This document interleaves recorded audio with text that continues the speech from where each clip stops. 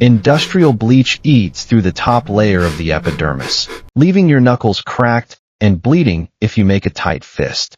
Elias stared at his hands under the harsh fluorescent light of the staff bathroom. They looked 15 years older than the rest of his 26-year-old body. He dried them on a cheap paper towel, wincing as the rough paper dragged across a split cuticle. It didn't matter. The money mattered. The Moretti estate paid quadruple the going rate for domestic staff. They didn't pay for exceptional dusting or streak-free shine on the floor-to-ceiling windows overlooking the gray Atlantic. They paid for ghosts. You were expected to move through the sprawling cold stone mansion without making a sound. You didn't ask why the heavy mahogany door in the east wing had a new bullet hole in it. You didn't comment on the men in cheap leather jackets who tracked mud, and worse, into the foyer at 3 in the morning. You cleaned. You kept your head down. You survived. Elias was a very good ghost. For 11 months, he had existed in the periphery of Dante Moretti's vision. Just another blur in a gray uniform pushing a cart of cleaning supplies. He had memorized the schedules, the patterns, the invisible lines that separated the help from the monsters who owned this place. Dante was not the kind of man you wanted to be noticed by. He wasn't some polished aristocrat playing at organized crime. He was a third-generation bruiser who had inherited a crumbling empire and held it together with brute force, sheer paranoia, and the kind of cold intelligence that made grown men weep when they realized they'd been outmaneuvered. When he walked into a room, the temperature seemed to drop. He had dark, exhausted eyes, a jawline perpetually covered in a rough shadow of stubble, and a habit of staring at people as if he was calculating how much it would cost to bury them. But more than that, Dante Moretti was an alpha, a powerful one, the kind whose presence alone could make lesser wolves submit without a word. And Elias? Elias was an omega. Unpresented, unclaimed, and utterly determined to keep it that way. He suppressed. Religiously. Every morning, he injected himself with industrial-strength scent blockers that burned going in and left him nauseous for hours. He wore thick layers of clothing designed to trap any stray pheromone that might leak through. He kept his head down, his mouth shut, and his biology hidden behind a fortress of cheap suppressants and sheer willpower. In this world, being an Omega without a pack was a death sentence. Being an Omega in the employ of a man like Dante Moretti was something far worse. It was an invitation. Elias avoided him like the plague. If Dante was in the dining room, Elias was in the West Wing. If Dante was in his study, Elias was cleaning the guest suites. He didn't have the luxury of getting fired, or worse, getting noticed.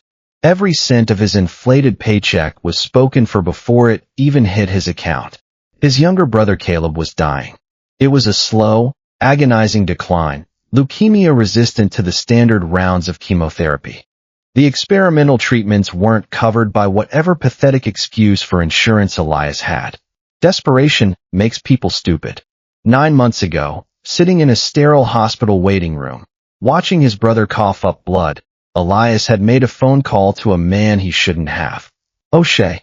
He ran a predatory loan operation out of a strip club on the south side. He didn't ask for collateral. He didn't run a credit check. He just handed Elias a duffel bag with $80,000 in cash and told him the interest rate.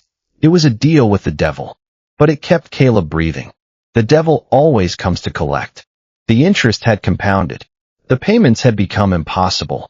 For the last month, Elias had been starving himself, walking miles to work to save bus fare, scraping together every loose dollar to meet O'Shea's weekly quota. He picked up his plastic bucket. The heavy smell of lemon and ammonia stung his nose. It was 1 in the morning. The house was mostly silent, save for the rhythmic drumming of a heavy rainstorm lashing against the reinforced glass windows. Most of the staff had gone home or retreated to their quarters. Elias had volunteered for the late shift. It paid an extra $60. $60 was a drop in the ocean of his debt, but it was something. He wheeled his cart down the second-floor corridor.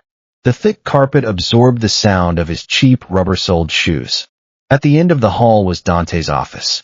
A sliver of warm yellow light spilled from beneath the heavy oak door. He was still awake. Elias stopped. His chest tightened. The rule was simple. Do not disturb the boss when the door is closed. But the brass wall sconces outside his office were thick with dust, a job he was supposed to finish tonight. He hesitated, his cracked hands gripping the handle of the cart. He could skip it. No one would notice. But fear of losing this job, the only lifeline Caleb had left, forced him forward. He parked the cart a safe distance away, taking a microfiber cloth and a bottle of polish. He moved silently, stepping into the pool of light outside the office door. He reached up, wiping down the ornate brass fixtures. Inside the office, he could hear the low, rhythmic clinking of ice against crystal. Dante was drinking. Heavy footsteps paced back and forth, muffled by the thick rugs. He was on the phone, his voice a low, gravelly rumble. Elias couldn't make out the words, just the aggressive cadence of them. Even through the door, he could feel the faint thrum of the Alpha's presence, an electric charge in the air that made the fine hairs on the back of his neck stand up. He worked faster, desperate to finish and retreat to the safety of the staff quarters. Then his own pocket vibrated. It was a harsh, jarring buzz against his hip. He froze. His burner phone, the one he only used for the hospital and O'Shea. He pulled it out, his heart hammering against his ribs. The cracked screen illuminated the dark hallway. Unknown caller. His stomach bottomed out. It was 2 a.m. The hospital didn't call at 2 a.m. unless someone was dead. O'Shea didn't call unless he was angry. He should have turned it off. He should have walked away. But panic overrode logic. With a trembling thumb, he hit accept and pressed the cheap plastic to his ear. "Hello," Elias whispered, his voice barely a thread of sound. "Elias, darling." The thick, mocking Irish lilt of Mick O'Shea poured through the receiver like toxic sludge. Elias closed his eyes, leaning back against the cold, silk-lined wallpaper. "Mick, I have the payment. I get paid on Friday. I swear I'll have it." He kept his voice down, a desperate, frantic whisper. "Friday is a long time from now, Elias," Mick said. He didn't sound angry. He sounded amused. That was infinitely worse. "And honestly, the interest has been stacking up. You're short again." "I'm not short. I did the math." "Math is subjective, sweetheart. My accountant says you owe a balloon payment of 30 grand. Tonight." Elias's lungs forgot how to work. 30 grand. He didn't have $30 in his checking account. "That wasn't the deal," he choked out, his throat constricting. "Mick, please. I've given you everything. I just need a little more time." "Time's up." There was a pause. The sound of a lighter flicking on the other end. "I'm looking at something real sad right now, Elias. Real tragic." "What are you talking about?" "I'm standing in the parking lot of St. Jude's." The blood drained from Elias's face. The floor seemed to tilt beneath him. "No," he breathed. "No. Mick, you stay away from him." "Security here is a joke," Mick continued casually. "My boy Declan walked right up to the 3rd floor oncology wing. He says your brother looks terrible. All those tubes. Be a real shame if someone tripped over a wire. Power goes out, alarms don't work, kid just goes to sleep." "Stop," Elias gasped. His hand flew to his mouth, physically holding in the scream that wanted to tear out of his throat. Tears pricked his eyes, hot and fast, spilling over his lashes before he could blink them away. "You have 1 hour, Elias. Wire the 30 grand. Or Declan pulls the plug on the kid. Literally. I don't have it. Mick, please. I'll do anything. I'll work for you. I don't want you. I want my money. 1 hour. Clock's ticking." The line went dead. The silence in the hallway was deafening. Elias stared at the dark screen of the phone. The air was too thin. He couldn't draw it into his lungs. His brother, Caleb, small, pale, putting up a brave front while poison pumped through his veins. He was up there asleep, completely unaware that a monster was standing outside his door. His legs gave out. Elias slid down the wall, his knees hitting the expensive carpet. He clamped both hands over his mouth, but it wasn't enough. A sob tore its way up his throat, violent and ragged. It punched through his tightly pressed fingers, a raw, ugly sound of total, absolute defeat.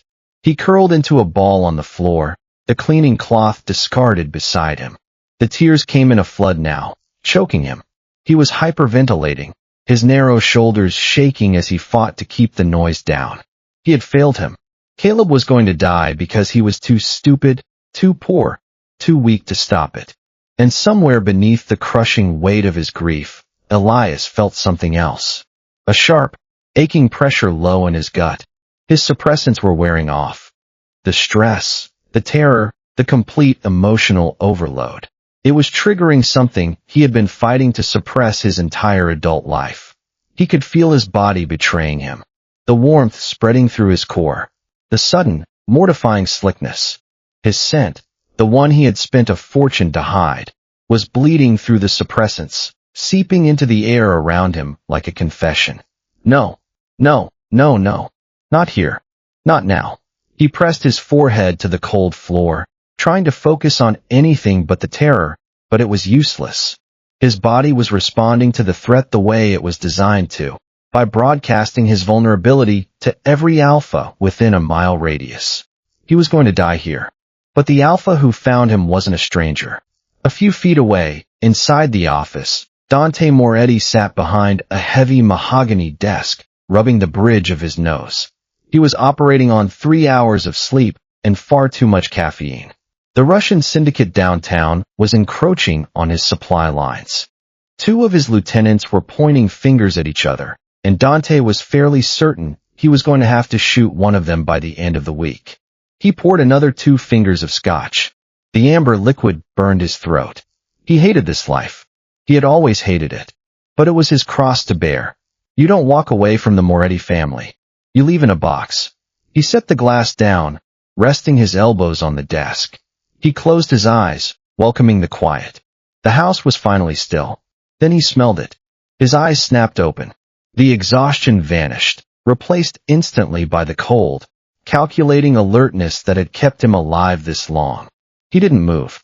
He breathed in again, slow and deep, letting the scent fill his lungs. It was faint at first. He almost missed it beneath the leather and wood polish and the lingering smoke from his cigar. But it was there. Sweet. Underneath the chemical tang of cheap suppressants and industrial cleaner, something else was bleeding through. Something that made the alpha in his chest sit up and take notice. Omega.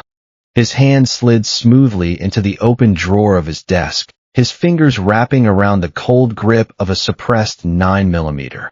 Intruders didn't usually smell like desperate omegas in distress. But in his world, a distraction was a distraction. He stood up, his tall frame moving with a terrifying lack of sound. He bypassed the center of the room, keeping to the shadows along the wall. He reached the oak door. The scent was clearer now, cleaner, and underneath it, the unmistakable stench of fear. Pure, animal terror. And then he heard the crying. It wasn't a trap. It wasn't an act. It was the sound of someone whose world was actively ending. The sheer agony in that muffled sobbing made the hair on the back of his neck stand up. His grip on the gun loosened slightly, but he didn't holster it. He reached out, turning the brass handle slowly. He pulled the door open just a few inches. The light from the hallway spilled over his boots. He looked down. There, crumpled against the wall like a discarded rag doll, was one of the maids. No, a man. He vaguely recognized him. Small, quiet, always looking at the floor. He was wearing the standard gray uniform, his dark hair slipping out of a messy bun at the nape of his neck. He had his hands clamped over his mouth, tears streaming down his pale face, rocking back and forth. A cheap plastic bucket and a bottle of polish sat abandoned a few feet away. Dante frowned. The grip on his gun loosened further, but he didn't lower it. He didn't do tears. He didn't do comfort. If a staff member was having a breakdown, they were supposed to do it on their own time, in their own quarters. He opened his mouth to tell him exactly that, to tell him to get up, get out, and not come back. But before he could speak, the scent hit him again. Stronger this time. The suppressants were failing. The Omega's distress was so overwhelming that his body was flooding the air with pheromones, broadcasting his terror and vulnerability to every alpha in range. Dante's jaw tightened. Every instinct in his body screamed at him to move, to protect, to claim. He forced himself to stay still, to think. This was his employee, a member of his staff, someone who had been hiding under his nose for months, years, maybe, without him ever suspecting. And now he was here, broken and sobbing on his floor, drowning in his own scent. Before Dante could process the implications, the cheap burner phone on the floor next to him buzzed again. The Omega flinched violently, as if the device had struck him. He scrambled for it with shaking, desperate hands, dropping it once before hitting the speaker button. "Mick," he choked out, his voice a wet, pathetic rasp. "Please. Just checking in, darling." A slimy voice echoed from the phone's tiny speaker. "Declan just sent me a picture. Your brother looks so peaceful. Be ashamed to wake him up. You got my money yet?" "I'm trying," the Omega sobbed. "I called my bank. I tried to get a cash advance. They declined it. Mick, please. I need until morning. Banks are closed, sweetheart. Your credit is garbage. You have 45 minutes. And honestly, don't bother calling the cops. By the time they get here, Declan will have injected a lovely little air bubble into your brother's fore. An embolism. Very tragic. Hard to prove." The Omega let out a horrific sound, a wail of pure, unadulterated grief that he immediately tried to swallow down. Dante stood in the doorway, perfectly still. The pieces fell into place. A lone shark. A sick kid. Extortion. O'Shea was operating in Moretti territory, extorting a civilian. Extorting his employee. Inside his house. A dangerous, quiet fury ignited in Dante's chest. It wasn't righteous justice. Dante wasn't a hero. He was a monster. But he was a monster with strict rules about territory and respect.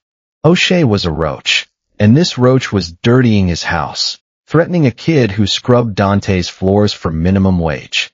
And somewhere, beneath the cold fury and the territorial rage, something else stirred. Something primal. Something that wanted to tear O'Shea's throat out with his bare teeth for making this Omega cry. Dante pushed the heavy oak door wide open. The hinges didn't creak, but the shift in the air was palpable. The Omega didn't notice him at first. He was too lost in the drowning wave of his own panic. He was begging now, rapid-fire pleas falling from his lips into the cold speaker of the phone. "I'll sign whatever you want. I'll work it off. I'll do anything. Mick, please, don't hurt him. He's just a kid. He doesn't know anything about the money." A large, heavy shadow fell over him. The Omega gasped, his head snapping up. Dante Moretti stood towering over him. He had shed his suit jacket hours ago. His white dress shirt was unbuttoned at the collar, his tie hanging loose. He held a gun down by his thigh, casually, like an extension of his arm. But it was his face that made the Omega's blood run cold. It was carved out of granite. His dark eyes were fixed on the phone on the floor, burning with a quiet, terrifying violence. The Omega scrambled backward. His rubber shoes squeaked against the carpet. He hit the wall, his breath catching in his throat. He had broken the rule. He had disturbed him. He was going to be fired. He was going to be killed. "Mr. Moretti," he stammered frantically, wiping at his wet face with his ruined hands. "I'm sorry. I'm so sorry. I was just cleaning. I'll go." Dante didn't look at him. He stepped forward, his polished leather shoe stopping inches from the phone. "Who's that?" Mick's voice squawked from the device. "You better not be involving anyone else, sweetheart, or I swear to God." Dante crouched down. His movements were slow, deliberate. He picked up the cheap plastic phone. It looked absurdly small in his large, calloused hand. He didn't say anything at first. He just brought the phone up to his face. "Elias," Mick barked. "Answer me, you dumb bitch." "O'Shea." Dante's voice wasn't loud. It wasn't a shout. It was a low, resonant baritone that vibrated with lethal authority. It was the voice of a man who gave orders to kill between sips of coffee. The line went dead silent. "Who is this?" Mick asked. The bravado was slipping, just a fraction. "You're breathing my air, Mick," Dante said softly. He stood up, turning his gaze toward the dark window at the end of the hall. "You're operating in my city, and you're bothering my staff. In my house." A long, agonizing pause stretched over the line. Mr. Moretti?" Mick's voice dropped an octave. The sneering Irish lilt vanished, replaced by the unmistakable tremor of sheer terror. Dante, I didn't know. You have a man at St. Jude's, Dante stated calmly, ignoring the stammering apology. Declan, Dante, it's just business. The kid owes me. Listen very closely to me, Mick, because I will not repeat myself. Dante's voice dropped to a whisper that carried more weight than a scream. You are going to call Declan. You are going to tell him to walk out of that hospital, get in his car, and drive out of this state. If he is still in the city limits by sunrise, I will have him skinned. Done. Mick practically choked on the word. He's gone. Consider it done, Mr. Moretti. Good. Dante's voice was ice. Now, as for the debt, the boy doesn't owe you anything. The debt is cancelled. The interest is cancelled. In fact, you owe me a tax for the disrespect of making a phone call to my private residence at 2 in the morning. Tax. Mick squeaked. 50 grand. Delivered to my warehouse on the docks by noon tomorrow. If it's short, or if you're late, I'm going to send Rocco to your little club, and he's going to burn it to the ground with you inside it. Do we understand each other? Yes, sir. Absolutely, Mr. Moretti. I swear. The kid is free and clear. I won't ever contact him again. If you even look in his direction, I will pull your teeth out with a pair of pliers. Dante ended the call without waiting for a reply. The silence rushed back into the hallway, thick and suffocating. Dante stood there for a moment, staring at the phone. He pressed a button, turning it off, cutting the power completely. Then he turned his head and looked at Elias. The Omega was still pressed against the wall, trembling like a leaf in a hurricane. His eyes were wide, terrified, staring at him as if he were the devil himself. And maybe he was. His scent was stronger now. The suppressants were completely failing, releasing wave after wave of distressed Omega pheromones into the air. Underneath the fear, there was something else, something sweet and intoxicating that made Dante's mouth water. He forced himself to breathe through it, to keep his control. Dante slowly engaged the safety on his gun and slipped it into the back of his waistband. He tossed the burner phone onto the cart with a clatter. Get up, he said. It wasn't a request. Elias scrambled to his feet, his legs weak and shaking. He gripped the edge of the cleaning cart to keep from falling over. He kept his head down, staring at the toes of Dante's expensive leather shoes. Look at me, Dante commanded. Elias forced his chin up. He met Dante's eyes. They were dark, cold, and entirely unreadable. He expected anger. He expected to be fired. Your brother, Dante said flatly. What's wrong with him? The leukemia, Elias stammered, his voice cracking. He's at St. Jude's. Dante studied his face. He saw the dark circles under his eyes, the hollow cheekbones, the absolute exhaustion radiating off his small frame. He glanced down at his hands, red, cracked, bleeding at the cuticles. And underneath it all, the scent. Sweet and desperate, an Omega in distress. He felt a strange, uncomfortable tightening in his chest. He ignored it. Go to the kitchen, Dante ordered. Tell the night chef to make you something to eat. You look like a stiff breeze would snap you in half. Elias blinked, entirely thrown off balance. I have to finish the brass. The brass is fine. Dante's patience was fraying. Go eat. Then go to your room. You're off the clock. But Mr. Moretti, the money. I handled the money. Dante's voice hardened. O'Shea is done. If he or anyone else contacts you again, you tell me immediately. Understand? Elias stared at him. Tears welled in his eyes all over again. The crushing, suffocating weight that had been sitting on his chest for 9 months vanished in a matter of seconds. He had saved Caleb. He had saved him. Thank you, he whispered, a sob breaking in his throat. Thank you so much. I don't know how to repay you. I'll work double shifts. You'll do your job. Dante interrupted coldly, turning his back on him. He didn't want his gratitude. It felt wrong. It felt heavy. Keep the floors clean. Keep your head down. And for God's sake, stop crying outside my office. He walked back into his study. The heavy oak door clicked shut behind him. Elias stood in the hallway for a long moment, staring at the closed door. His heart was pounding. His hands were shaking.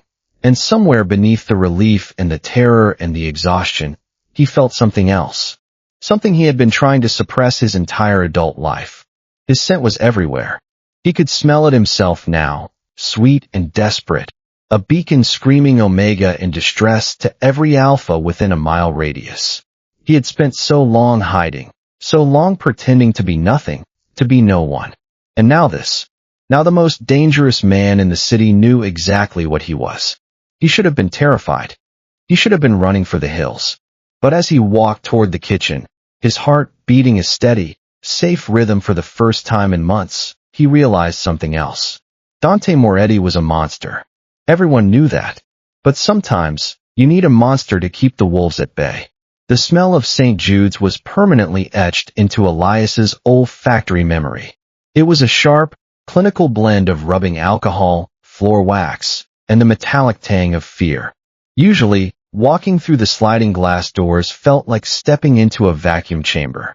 Today, it felt like walking into a cathedral. He had taken the early bus, running on zero sleep and a cup of stale breakroom coffee. His chest was a tight drum. Dante Moretti had said O'Shea was handled. He had said the debt was gone. But people like Elias didn't get miracles. They got eviction notices and final warnings. He bypassed the main desk, keeping his head down, his battered sneakers squeaking on the linoleum. He navigated the maze of corridors to the oncology wing. His heart hammered against his ribs. Third floor. Room 312. He turned the corner. The door was open. Elias stopped dead. The bed was empty, stripped to the mattress. The paper cup of coffee slipped from his cracked fingers, splashing brown liquid across the polished floor. His vision blurred. The buzzing in his ears drowned out the intercom announcements. Declan. O'Shea's man. He had been here. He had. Can I help you, miss? Elias whipped around. A nurse in blue scrubs was watching him, eyebrows raised at the spilled coffee. My brother. Elias choked out, grabbing the door frame to keep his knees from buckling. Caleb. Caleb Hayes. He was in 312. Where is he? The nurse's expression softened instantly. Oh, honey. Breathe. He's fine. He was moved this morning. Elias blinked. The fluorescent lights burned his retinas. Moved where? The ICU. No. Up to the 5th floor. The private suites. The nurse pointed toward the elevators. Room 505. Elias didn't wait. He abandoned the mess on the floor and practically sprinted to the elevator bank. He jammed the up button until his thumb ached. When the doors finally opened on the 5th floor, the difference was jarring. The linoleum was replaced by thick carpet. The walls were painted a soft, soothing beige instead of stark white. It was terrifyingly quiet. He found 505.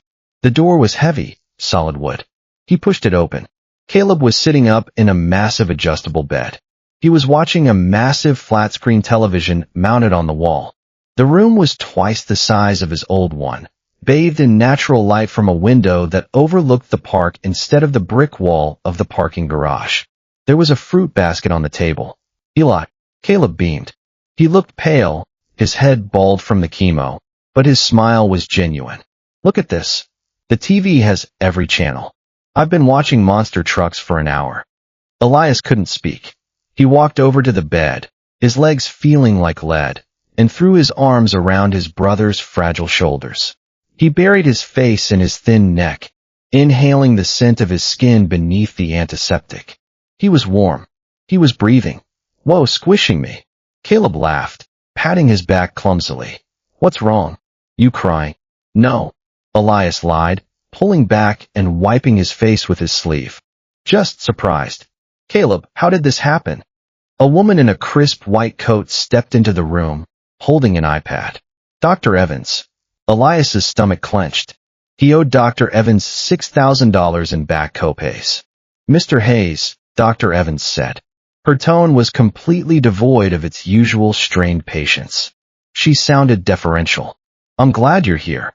We wanted to discuss Caleb's new treatment schedule. New treatment. Elias whispered. I can't. I haven't paid you for the last round.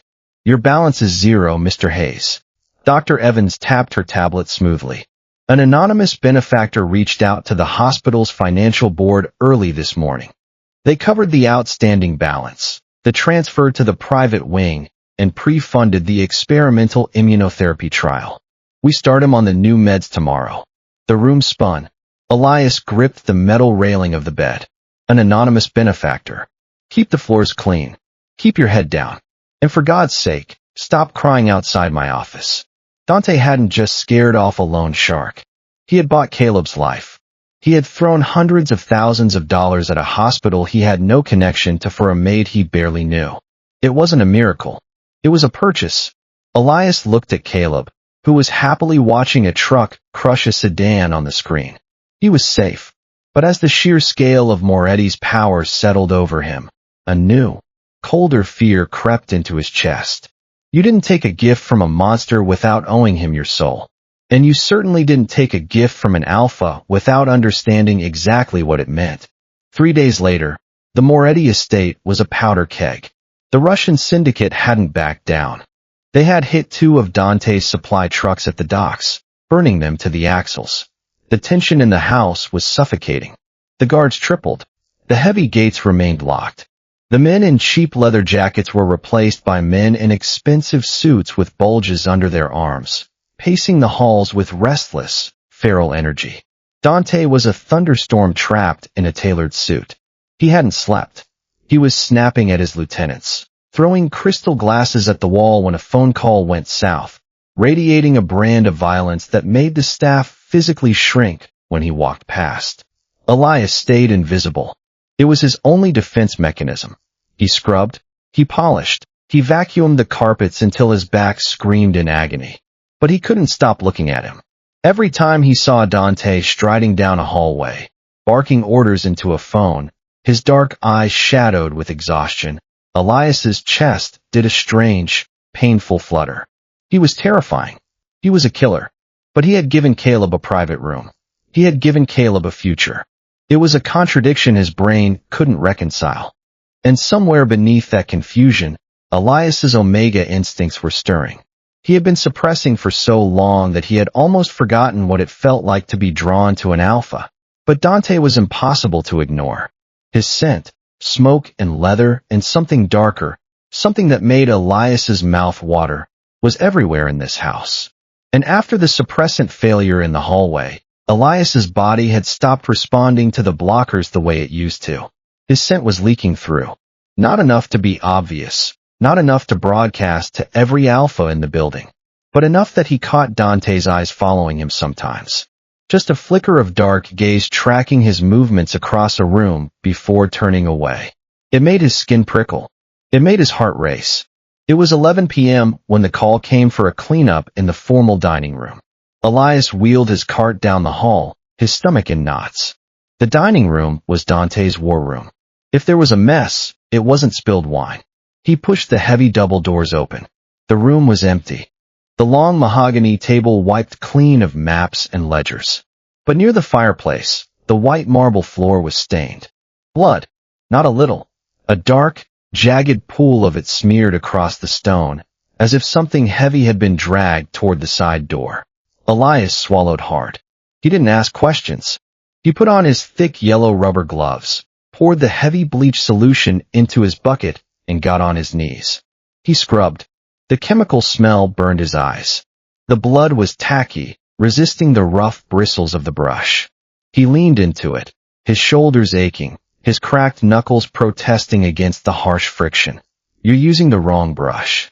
Elias flinched so hard he knocked the bucket. Corrosive water sloshed over the rim, splashing onto his jeans. Dante was standing in the doorway. He was completely still, a glass of amber liquid in his hand. He looked wrecked.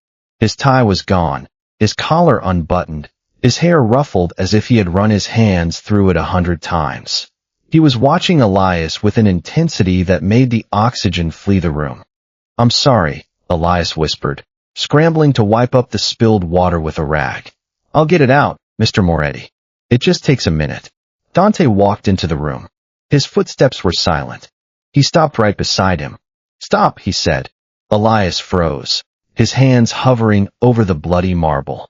Take the gloves off, Dante ordered. Elias hesitated, his heart hammering.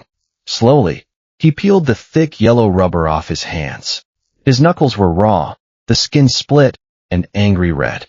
The bleach water had seeped in, making them sting fiercely. Dante stared at his hands. A muscle feathered in his jaw. He set his glass down on the edge of the dining table with a sharp clink. He reached into his trouser pocket and pulled out a small, unlabeled black jar. He tossed it. It hit the marble right next to Elias's knee. Medical grade, Dante said flatly. Use it twice a day. If you get an infection, you're a liability. Elias stared at the jar. It was heavy, expensive glass. Mr. Moretti, you don't have to. I don't like blood on my floors, Elias. Dante's voice was a low, rough growl. Not mine, not my enemy's, and definitely not yours. He didn't wait for Elias to thank him. He turned and walked out of the room, leaving him kneeling on the cold marble, staring at the small black jar. Elias picked it up. It was warm from his pocket. He was a monster. Elias reminded himself of that every day. But as he unscrewed the lid and rubbed the soothing, unscented salve into his cracked skin, the pain vanished almost instantly. And for the first time in his life, Elias felt utterly, terrifyingly seen. The illusion of safety shattered exactly 48 hours later. It happened at 2 a.m. Elias was in the west wing, polishing the banisters on the third-floor staircase. The house was dead quiet. Then the floor vibrated. It wasn't a sound at first. It was a heavy, concussive thud that rattled the brass fixtures under his hands. 2 seconds later, the deafening roar of an explosion tore through the night, followed immediately by the sharp, terrifying crackle of automatic gunfire. The front gates. Alarms shrieked to life, a high-pitched wail that drilled into Elias's skull. The emergency lights kicked on, bathing the opulent hallway in a harsh, strobe-like red glare. Men were shouting downstairs. The heavy thud of boots pounded across the marble foyer. Breach. South perimeter. Hold the line. They're coming through the east. Elias dropped his rag. Pure animal panic seized him. The Russians. They hadn't come to negotiate. They had come to burn the house down. He turned to run toward the staff's stairwell at the end of the hall. Before he took 3 steps, the massive bay window at the end of the corridor exploded inward. A hail of bullets ripped through the glass, shredding the heavy silk curtains and biting into the plaster walls.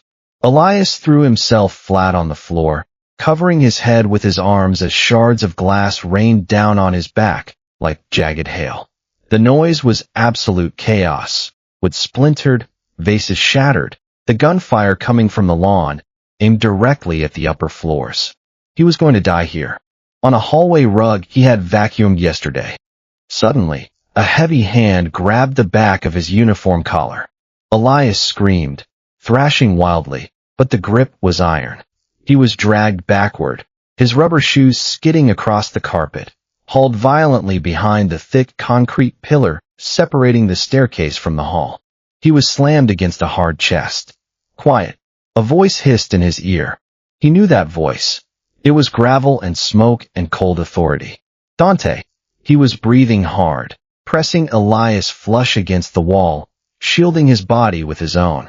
He held a sleek black assault rifle in one hand, his eyes scanning the shattered window down the hall.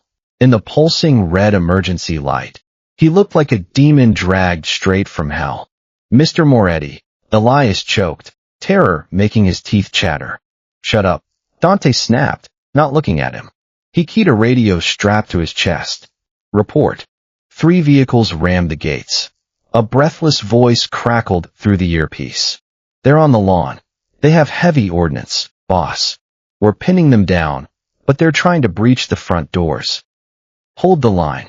I'm moving to the panic room. Dante growled.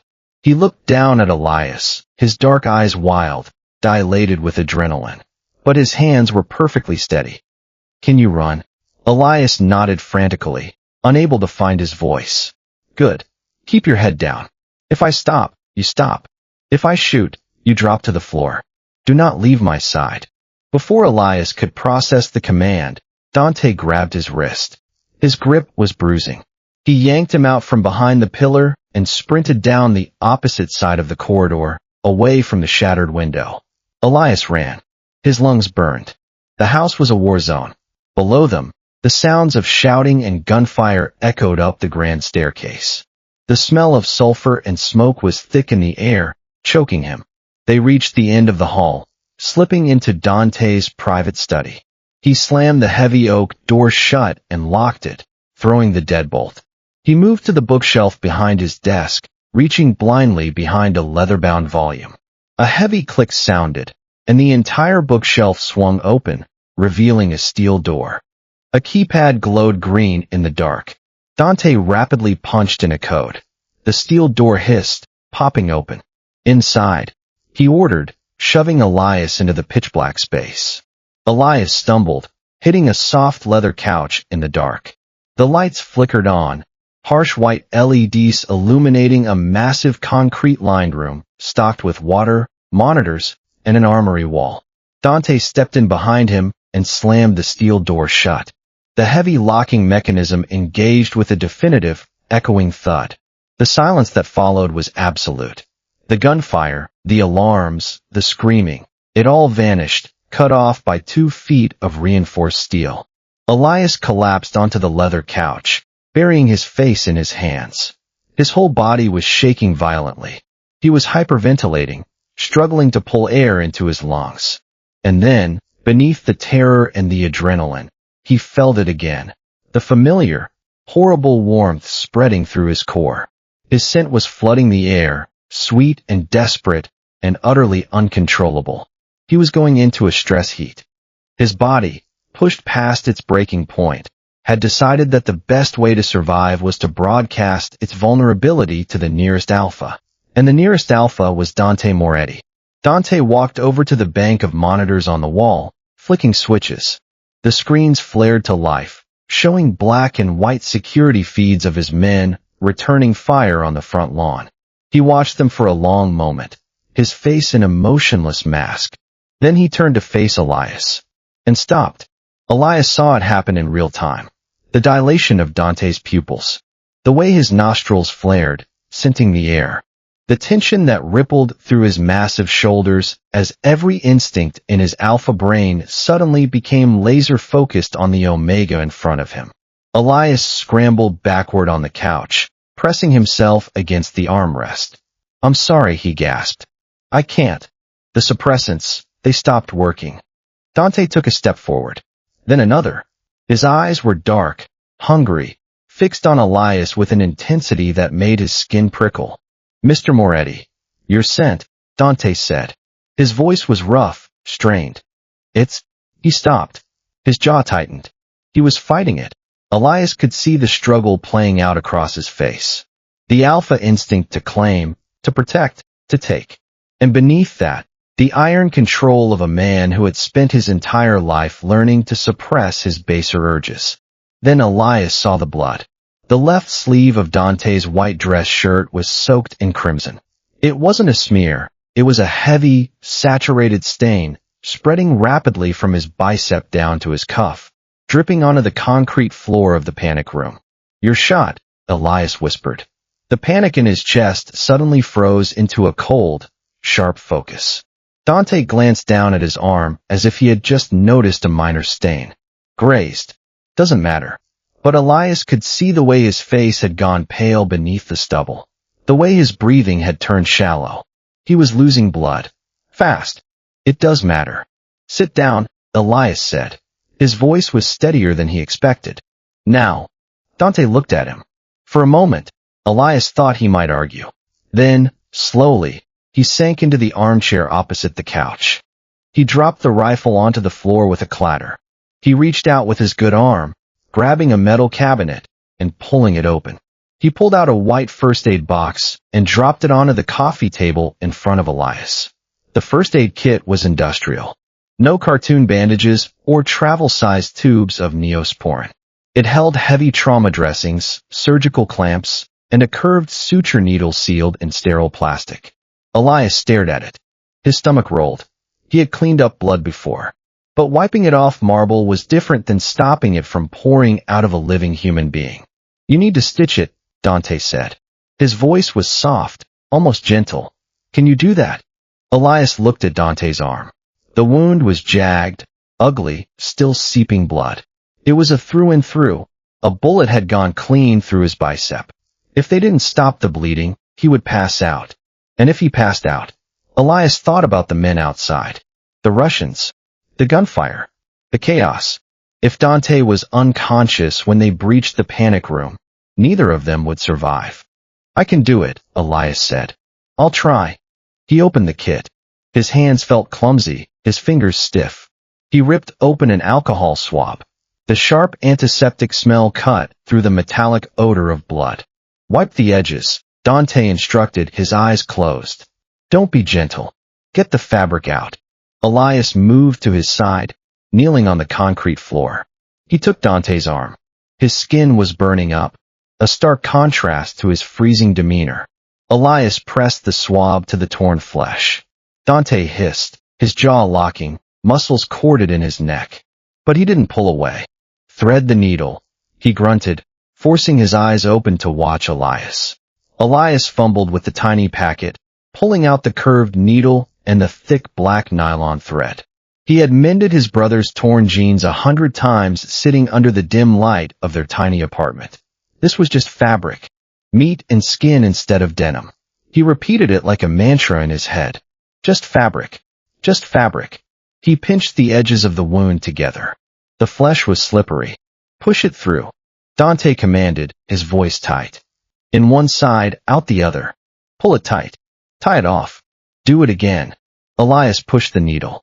It met resistance, then popped through the skin.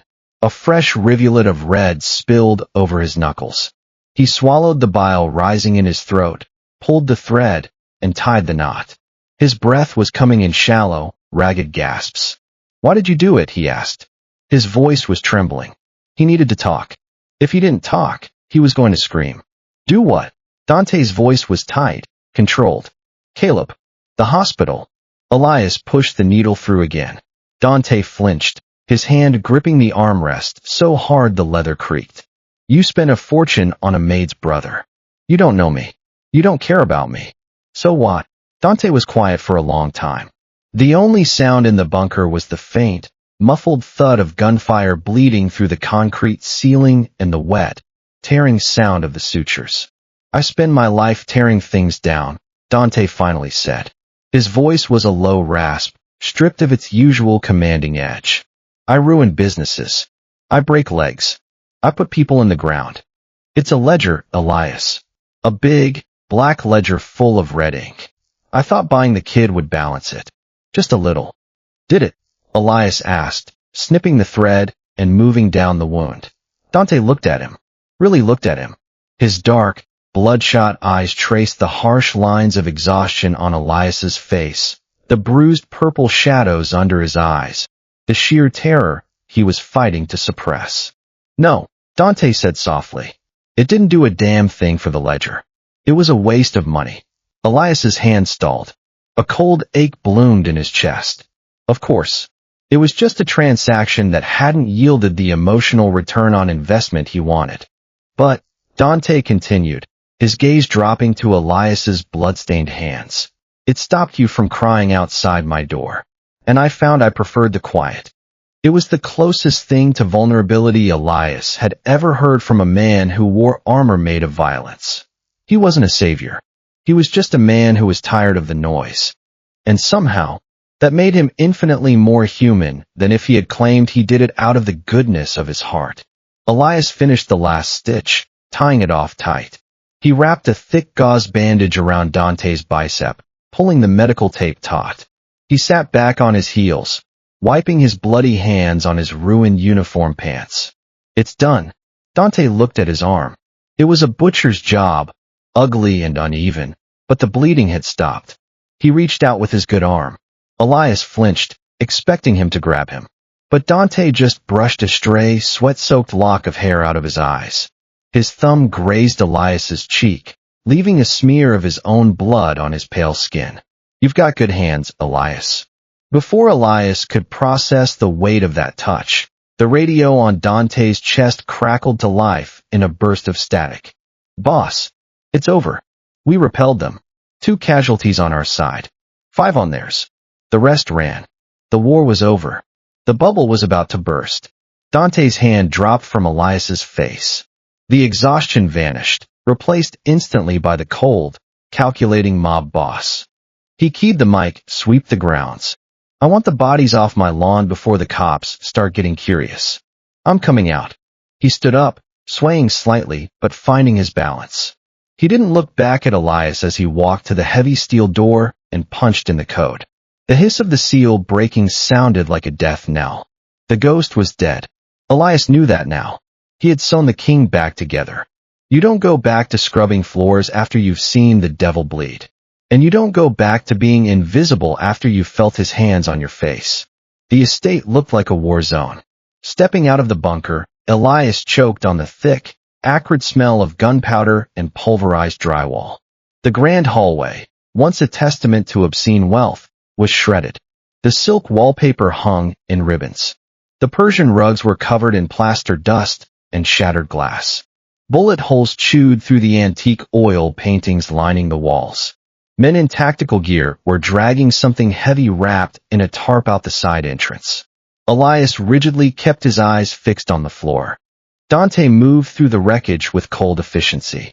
He barked orders, his injured arm held stiffly at his side. He was back in his element, orchestrating the cleanup of a slaughter as casually as directing traffic. Elias stood awkwardly by the shattered bay window, his uniform crusted with dried blood. He didn't know what to do. The cleaning cart was a twisted pile of metal down the hall, crushed by a fallen marble bust. Elias. Dante's voice cut through the shouting. He was standing in the doorway of his ruined office. The heavy oak door was riddled with bullet holes. Elias walked toward him, his legs feeling like lead. Dante stepped aside, letting him into the office, and closed the splintered door. The room was relatively intact, though the heavy curtains were torn. Sunlight, pale and gray, was beginning to bleed through the windows, casting long, harsh shadows across the floor. Dante walked to his desk. He opened a lower drawer and pulled out a thick manila envelope. He tossed it onto the polished mahogany. There's a passport in there, a birth certificate, a new social security number. It's good work. It'll hold up to federal scrutiny. His voice was entirely devoid of emotion. There's also a bank card. The account has $300,000 in it. Clean money. Elias stared at the envelope. His brain short-circuited. What is this? It's your ticket out, Dante said, leaning against the edge of the desk. He crossed his arms, wincing slightly as the stitches pulled. The Russians aren't stupid. They had spotters in the trees. They saw you run into the West Wing with me. They know you were in the bunker. By noon today, they'll know your name. They'll know where you live. And they'll know about your brother. Panic clawed its way up Elias's throat. Caleb, I have men at the hospital right now. He's safe. Dante's voice was smooth. But he won't stay safe. Not if you stay here. In my world, leverage is everything. You are leverage now. I'm just a maid. You were a maid. Dante corrected sharply. Now you're the man who was in my panic room. You're a target. He pointed to the envelope. Take the kid. There's a flight booked for Seattle out of a private airfield in 2 hours. A car will take you. You disappear. You start over. The money will pay for the rest of his treatments in Washington. Elias reached out with trembling fingers, brushing the rough paper of the envelope. $300,000. A new life. Safety. It was everything he had been praying for since Caleb got sick. It was a miracle wrapped in manila. He looked up at Dante. He was watching him, his face a perfect, unreadable mask. He was discarding him. Efficiently. Cleanly. Like a burned burner phone. And if I don't take it. The words slipped out before his conscious mind could stop them. Dante's jaw tightened. Don't be stupid, Elias. Take the out. You said it yourself. Elias's voice gained a sudden, terrifying strength. They know who I am. If I run, I spend the rest of my life looking over my shoulder, wondering if the man drinking coffee next to me in Seattle is a Russian hitman, wondering if Caleb's nurse is on someone's payroll. You'll be a ghost. You're good at that. I don't want to be a ghost anymore. The silence in the office was deafening. Elias breathed heavily, his chest heaving, staring down the most dangerous man in the city. Dante pushed off the desk. He closed the distance between them in 2 long strides, his towering frame suddenly suffocating. He backed Elias up against the heavy wooden door, his hands slamming flat against the wood on either side of his head. "Do you have any idea what you're saying?" Dante growled. His face was inches from Elias's. The smell of his cologne mixed with blood and cordite wrapped around him like a physical weight. "If you stay, you don't go back to scrubbing floors. You belong to me. Publicly. Under my protection. You step into the crosshairs, and you never, ever get to step out." Elias looked up into his dark, furious eyes. He saw the violence there. The possessiveness. The absolute, unyielding control. But he also saw the man who had let him stitch his torn flesh. The man who had bought a dying kid a TV with monster trucks just to make a crying boy stop crying. And underneath all of that, he felt it. The pull. The undeniable, biological draw that had been building since the moment Dante had picked up that phone. His Omega instincts were screaming at him. This alpha. This one. He saved your pack. He protected you. He is yours. "I'm not running," Elias said. His voice didn't shake. Dante stared at him for a long, agonizing moment. He didn't move. Then he reached down, his large hand wrapping around the back of Elias's neck. His grip was firm, territorial, possessive.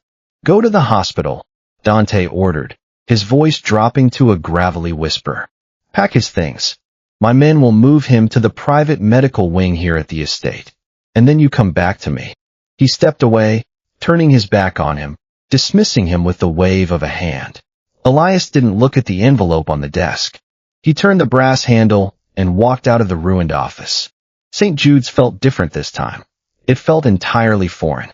Elias walked down the 5th-floor corridor, flanked by 2 massive men in tailored suits.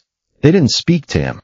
They just moved like silent, lethal shadows, their eyes scanning every doctor, every nurse, every open doorway.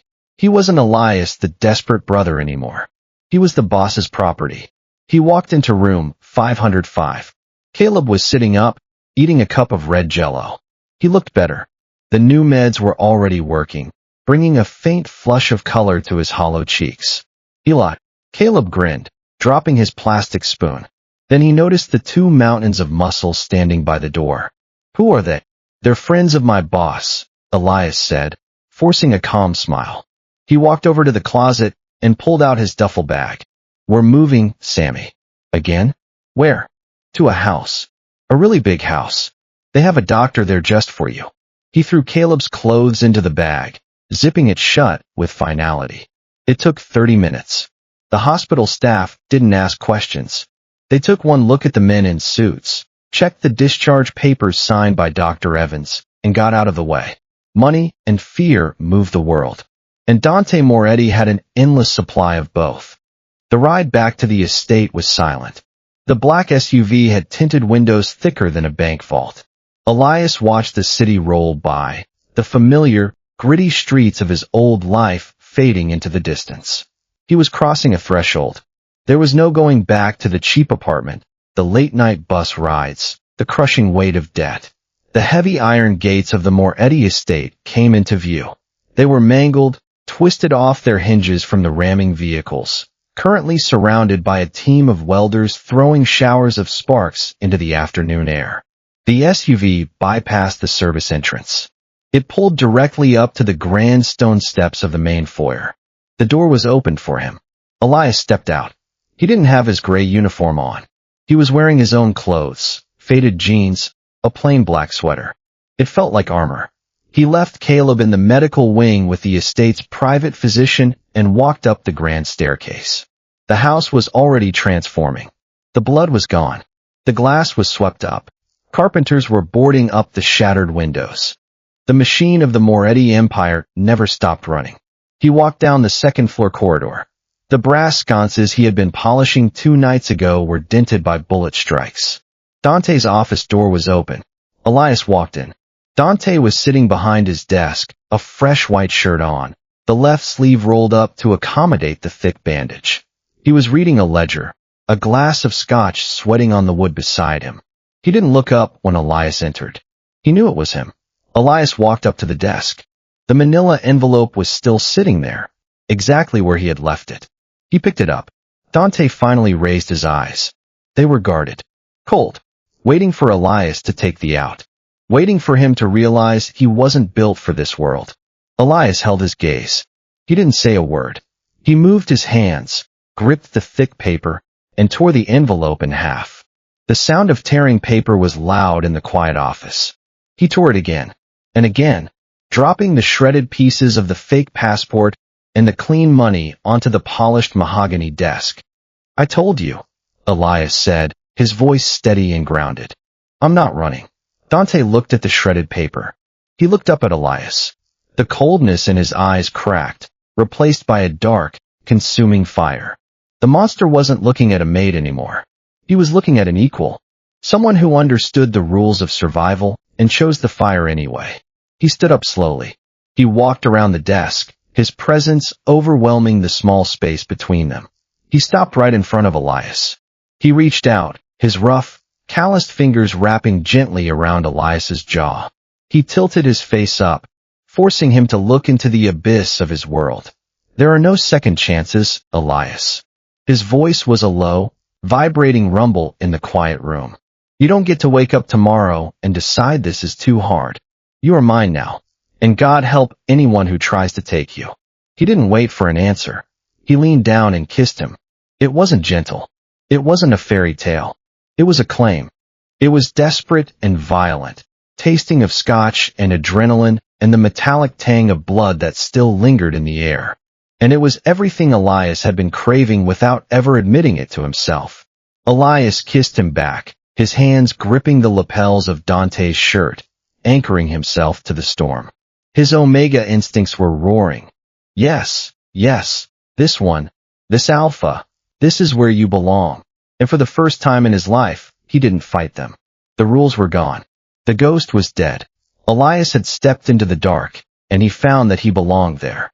Dante pulled back just enough to look at him. His eyes were dark, pupils blown wide with desire, and something deeper, something that looked almost like awe. "You have no idea how long I've wanted to do that," Dante murmured. His thumb traced Elias's jawline, smearing the remnants of his own blood across his skin. "Every time you walked past me, head down, pretending not to exist. Every time you disappeared into the shadows like you were nothing. You were never nothing, Elias. You were the only thing in this house that made me feel anything at all." Elias's breath caught in his throat. "I was supposed to be invisible. I was supposed to be a ghost." Dante's lips curved into something that wasn't quite a smile. "Ghosts don't have sense like yours. Ghosts don't make me want to burn the world down for making them cry." "I'm not," Elias started, but Dante cut him off with another kiss. This one was slower, more deliberate. It stole the breath from his lungs and the thoughts from his head. When they finally broke apart, Dante pressed his forehead against Elias's. His breathing was ragged. His hand was still cupping Elias's jaw like he was something precious, something worth protecting. "The medical wing is secure," Dante said. "Your brother has the best doctors in the country. He's going to be fine, Elias. I'm going to make sure of it." Elias felt tears prick his eyes again, but this time they weren't tears of despair. They were tears of relief, of gratitude, of something that felt terrifyingly close to hope. "Why?" he whispered. "Why do you care? You said it yourself. You're not a good man. You don't do this. You don't save people." "I don't." Dante's voice was rough. "I don't save people. I destroy things. I break things. I burn things to the ground." He pulled back, meeting Elias's eyes with an intensity that made his knees weak.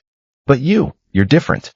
You walked into my house, and you scrubbed my floors, and you never asked for a single thing. And then I heard you cry, and I wanted to kill every person who had ever made you feel like you had to hide." Elias stared at him, his heart pounding. "I'm an Omega," he said. "I've been hiding my whole life. It's what we do. It's what we have to do to survive." "Not anymore." Dante's voice was steel. "You're not hiding anymore. You're here, with me. And I'm not letting anyone touch you. Not O'Shea. Not the Russians. Not anyone." He pulled Elias into his chest, wrapping his arms around him. It was possessive and fierce and absolutely overwhelming.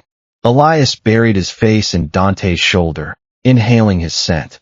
Smoke and leather and something darker, something that made every omega instinct in his body purr with satisfaction. This alpha is mine. They stood there for a long moment, wrapped in each other. The sounds of the estate, the carpenters hammering, the men shouting orders, the distant hum of generators, faded into white noise. There was only this. Only them. Finally, Dante pulled back. His expression was softer now, though still guarded. He reached up and brushed a tear from Elias's cheek with his thumb. I need to handle the aftermath of the attack, he said.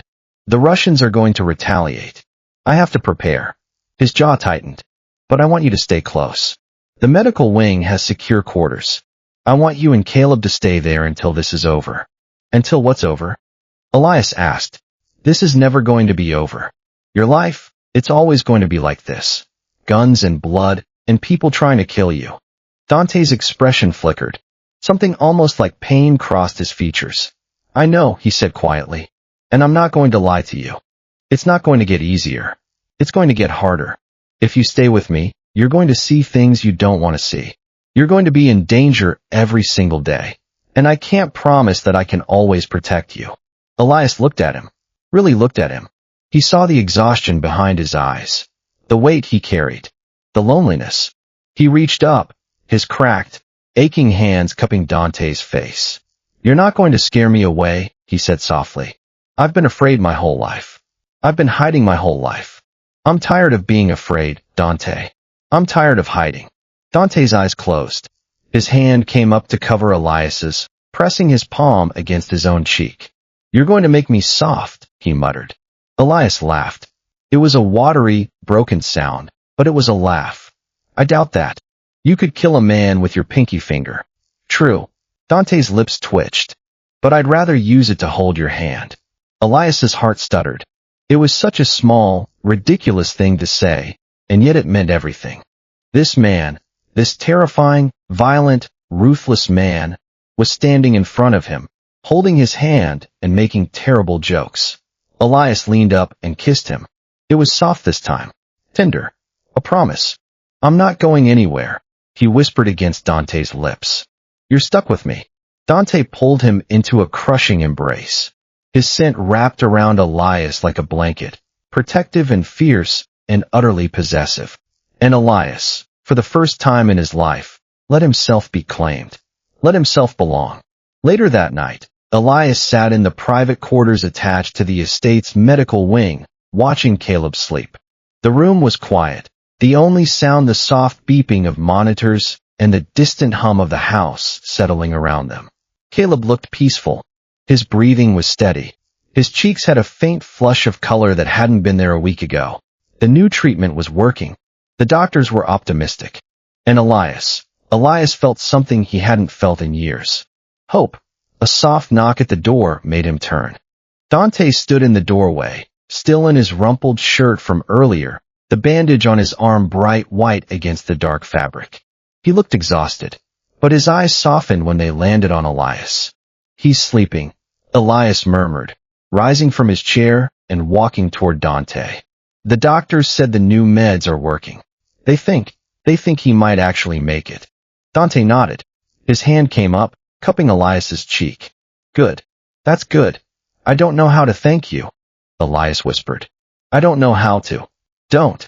Dante's voice was firm. Don't thank me. You don't owe me anything, Elias. You never did. But I do, Elias insisted. You saved him. You saved me. You. Dante silenced him with a kiss. It was deep and thorough and left Elias breathless. You're mine, Dante murmured against his lips. That's enough. That's all I need. Elias pulled back, looking into Dante's dark eyes. He saw the violence there, the ruthlessness, the absolute certainty of a man who had spent his whole life taking what he wanted. And beneath all of that, he saw something softer. Something vulnerable. Dante, Elias said softly. I've never been with anyone. Not like this. Not with an alpha who. Who what? Dante's voice was gentle. Who actually wants me? Not just because I'm an Omega. Not just because I'm desperate and vulnerable. But because I'm me. Dante's expression crumpled. He pulled Elias into his arms, burying his face in his hair. You're not desperate, he said fiercely. You're the strongest person I've ever met. You survived. You kept going. You fought for your brother when everyone else would have given up. He pulled back, cupping Elias's face in his hands. You are not weak. You are not vulnerable. You are a goddamn survivor, Elias. And I am honored that you chose me. Elias felt tears spill down his cheeks. He didn't try to hide them. He didn't want to. I love you, he whispered. Dante's breath caught. His eyes widened, and for a moment, the mask slipped completely. He looked young and terrified and absolutely overwhelmed. I know it's too soon, Elias continued, laughing through his tears. I know this is insane. But I don't care. I love you, Dante. And I don't care if that makes me stupid or reckless or anything else. I love you. Dante stared at him for a long, agonizing moment. Then he kissed him, hard and desperate, and full of everything he couldn't say. I love you too, he breathed against Elias's lips. God help me. I love you too. The days that followed were a blur of chaos and violence. The Russians retaliated. Dante's men fought them off. There were casualties. There were losses. There were nights when Elias woke up to find Dante sitting in the dark, staring at nothing, his eyes hollow and his hands stained with blood. And every single time, Elias was there. He held him. He talked to him. He reminded him that he was human, even when he felt like a monster. In return, Dante protected him. He moved Elias and Caleb into the estate's most secure quarters. He surrounded them with guards. He made it clear that any threat to them was a threat to him, and he would burn the world to the ground before he let anyone hurt them. It wasn't a fairy tale. There were no white knights or happy endings. This was a world of blood and violence and brutal choices. But somehow, impossibly, they made it work. One night, a month after the attack, Elias found Dante on the estate's rooftop terrace, staring out at the dark ocean below. The wind was cold, whipping through his dark hair. He wasn't wearing a coat. He never seemed to feel the cold. Elias wrapped a blanket around his own shoulders and walked up behind him. He didn't say anything. He just pressed his chest against Dante's back and wrapped his arms around his waist. Dante's hands came up to cover his. He leaned back into Elias's embrace. The Russians are backing off, he said quietly. We hit them hard enough that they're suing for peace. It'll hold. For now. Good, Elias murmured. It won't last forever, Dante continued. There's always another enemy. Always another threat. That's just how my world works. Then we'll deal with it together, Elias said simply. That's what you do? That's what we do. Dante turned in his arms. He cupped Elias's face, tilting it up to meet his gaze. The moonlight softened his features, making him look almost gentle. You're not a ghost anymore, he said. You're not invisible. You're mine. Elias smiled. I know. Are you sure about this? Dante's voice was low, vulnerable. Are you sure you want to stay? There's still time to leave. I can still get you out. You could disappear with your brother, have a normal life. Meet someone who's not a killer. Dante. Elias pressed a finger to his lips. Shut up. Dante blinked. Then he laughed. A real, genuine laugh that made Elias's heart soar. Fine, he said. I'll shut up. That's a first, Elias teased. Dante kissed him. It was deep and slow and full of promise. I love you. Dante murmured against his lips. I never thought I'd say that to anyone. I never thought I deserved to. But I love you, Elias.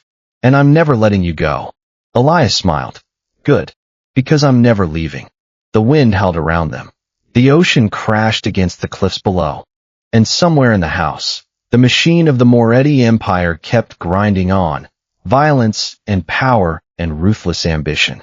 But here, on the rooftop, wrapped in each other's arms, Elias and Dante found something that transcended all of it. They found each other. And in a world built on blood and fear and betrayal, that was the most dangerous miracle of all.